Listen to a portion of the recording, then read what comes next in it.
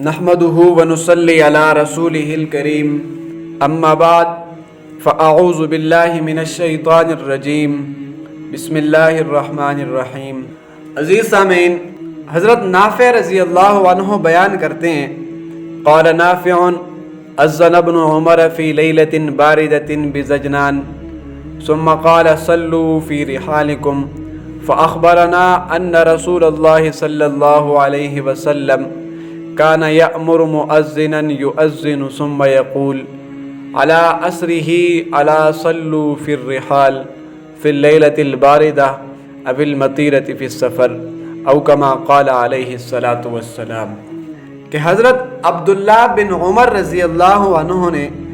ایک مرتبہ مقام زجنان پر اذان دی اور پھر فرمایا علی صلوا فی الرحال کہ لوگوں اپنے اپنے ٹھکانوں میں نماز پڑھو، اور پھر ہمیں یہ فرمایا کہ آپ صلی اللہ علیہ وسلم جب مؤذن سے اذان کے لیے فرماتے تو یہ بھی ساتھ فرماتے کہ مؤذن اذان کے بعد یہ کلمات بھی دہراؤ، الا صلوا فی رحالکم کہ لوگوں اپنے اپنے ٹھکانوں میں اپنے اپنے گھروں میں نماز ادا کر لو۔ اسی حدیث میں کہ یہ حکم سفر کی حالت میں تھا یا سرد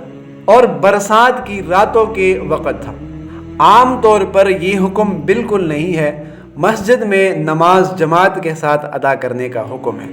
چنانچہ بخاری شریف کی ایک روایت ہے، حدیث نمبر 645، آپ علیہ الصلاۃ والسلام نے فرمایا صلاۃ الجماعت تفضل صلاۃ الفذ ب27 درجۃ کہ جماعت کے ساتھ نماز پڑھنا اکیلے نماز پڑھنے سے 27 درجے افضل ہے۔ جو شخص اکیلے نماز پڑھے گا اس کو ایک نماز کا ثواب ملے گا، اور جو شخص مسجد میں جا کر جماعت کے ساتھ نماز پڑھے گا اس کو اللہ پاک 27 نمازوں کا ثواب عطا فرمائیں گے۔ اور جو شخص بغیر کسی عذر کے، بغیر کسی مجبوری کے اپنے گھروں میں نماز پڑھتے ہیں، ان کے لیے حضور علیہ الصلاۃ والسلام کا کیا فرمان ہے۔ حضرت ابو ہریرہ رضی اللہ عنہ سے روایت ہے کہ رسول اللہ صلی اللہ علیہ وسلم نے فرمایا قسم ہے اس ذات کی جس کے قبضے میں میری جان ہے، میرا دل چاہتا ہے کہ میں کچھ نوجوانوں کو کہوں کہ وہ بہت ساری لکڑیاں اکٹھی کرے اور پھر میں ان لوگوں کے گھروں میں جاؤں جو بلا عذر گھروں میں نماز پڑھتے ہیں اور ان کے گھروں کو جا کر جلا دوں۔ اور پھر آپ علیہ الصلاۃ والسلام نے فرمایا قسم ہے اس ذات کی کہ جس کے ہاتھ میں میری جان ہے، اگر ان لوگوں کو یہ کہہ دیا جائے کہ مسجد میں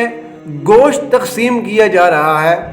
تو یہ سارے لوگ مسجد میں پہنچ جائے۔ میرے دوستو، بڑی سوچنے کی بات ہے کہ آج کل ہماری یہی حالت ہو چکی ہے کہ ایک جگہ پر جب کوئی راشن یا کوئی امداد تقسیم کیا جا رہا ہو تو ہماری وہاں پر لائنیں لگی ہوتی ہیں،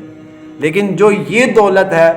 اللہ ہمیں دے رہا ہے اور مؤذن پکار بھی رہا ہے کہ کامیابی کی طرف آؤ، کامیابی کی طرف آؤ، ہم اس طرف بالکل توجہ ہی نہیں کرتے۔ اللہ سے دعا ہے کہ اللہ پاک ہمیں باجماعت نماز ادا کرنے کی توفیق عطا فرمائے۔